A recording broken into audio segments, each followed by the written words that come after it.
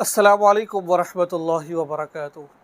مجھے ایک نوجوان کہتا ہے، مولانا صاحب میں نے اپنی والدہ کو زنا کرتے ہوئے دیکھا ہے، مجھے پتہ چلا ہے کہ میری ماں زنا کرتی ہے، تو جب سے مجھے پتہ چلا ہے تو میں یہ چاہتا ہوں کہ میں اپنی والدہ کے ساتھ قطع تعلق کروں، ان کے ساتھ نہ رہوں، میں ان کے ساتھ بدتمیزی کروں، ان سے لڑوں جھگڑوں ان سے میں۔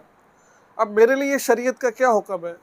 والدہ ہے، والدہ ہونے کے باوجود اتنی غلیظ حرکت وہ کر رہی ہے تو میرا دل ان سے متنفر ہو چکا ہے، میں ان کے ساتھ نہیں رہنا چاہتا، میرا ان کو مارنے کو دل چاہ رہا ہے، مجھے کیا کرنا چاہیے؟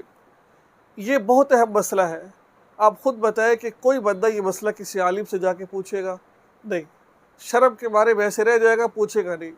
اور اس مسئلے کو لے کر اللہ نہ کرے وہ نوجوان الٹا سیدھا کرتا ہے، اپنی آخرت برباد کرے گا، اس خاتون کی آخرت کے اوپر برباد کرے گا۔ تو اب اس دائرے میں آ کر اس اولاد کو کیا کرنا چاہیے؟ اس بیٹے کو کیا کرنا چاہیے؟ یہ مسئلہ آپ کو سمجھانے کی کوشش کروں گا میں۔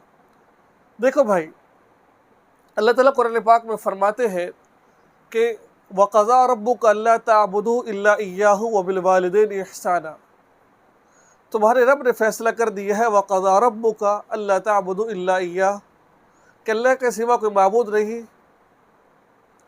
وَقَضَىٰ رَبُّكَ أَلَّا تَعْبُدُوا إِلَّا إِيَّاهُ وَبِالْوَالِدَيْنِ إِحْسَانًا، اور والدین کے ساتھ حسن سلوک کرو۔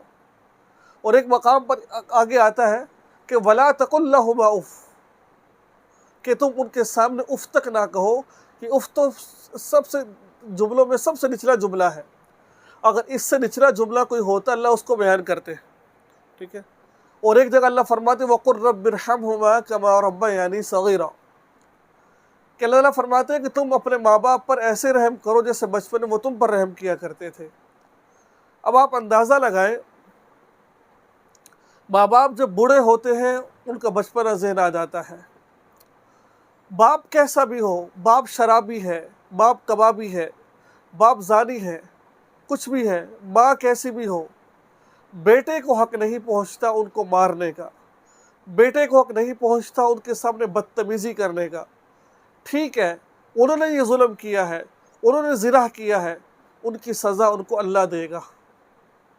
اگر وہ بغیر توبہ کے مر جاتے ہیں تو ان کو ان کی سزا ضرور ملے گی اللہ کے ہاں، لیکن میں اور آپ اپنی آخرت کو خراب نہیں کر سکتے ہیں، ٹھیک ہے۔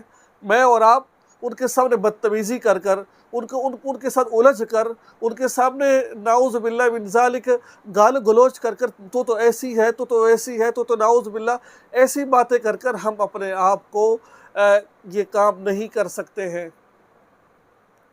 تو اس لیے میں یہی درخواست کروں گا، ٹھیک ہے آپ کی ماں نے جو کیا سو کیا، کچھ ہو گیا ان سے، ٹھیک ہے، لیکن آپ کو یہ حق نہیں پہنچتا کہ آپ اپنی ماں کے ساتھ یہ سلوک کریں، ان کے ساتھ یہ والا معاملہ کریں، ان کے ساتھ وہ کریں، ان کو ان کے حال پر چھوڑ دیجئے، آپ سے جو ہوتا ہے وہ کیجئے، ٹھیک ہے۔